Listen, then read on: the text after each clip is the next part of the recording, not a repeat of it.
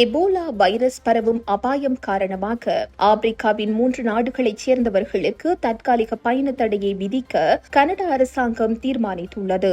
அதன்படி கொங்கோ ஜனநாயக குடியரசு, உகண்டா மற்றும் தெற்கு சூடான் ஆகிய நாடுகளில் வசிப்பவர்கள் புதன்கிழமை முதல் 90 நாட்களுக்கு கனடாவுக்குள் நுழைவதற்கு தடை விதிக்கப்பட்டுள்ளது. எபோலா வைரஸ் கனடாவுக்குள் நுழைவதையும் அது நாட்டில் பரவுவதையும் தடுப்பதற்காகவே இந்த தீர்மானம் எடுக்கப்பட்டதாக கனடா அரசாங்கம் தெரிவித்துள்ளது.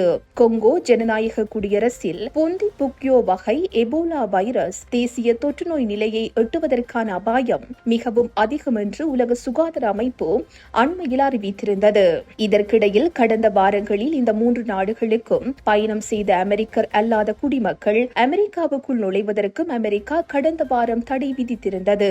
இருப்பினும் இந்த பாதிக்கப்பட்ட பகுதிகளில் தங்கியிருந்த ஆனால் நோய் அறிகுறிகள் இல்லாத கனேடிய பிரஜைகள், நிரந்தர வதிவிட உரிமம் கொண்டவர்கள் மற்றும் பிற வெளிநாட்டவர்கள் மே 30 முதல் 21 நாட்கள் தனிமைப்படுத்தலுக்கு உள்ளாக வேண்டும். அமெரிக்கா, கனடா அல்லது பஹாமாஸ் ஆகிய நாடுகளில் இதுவரை எந்த ஒரு எபோலா நோயாளியும் அடையாளம் காணப்படவில்லை என்று ஊடகங்கள் தெரிவிக்கின்றன.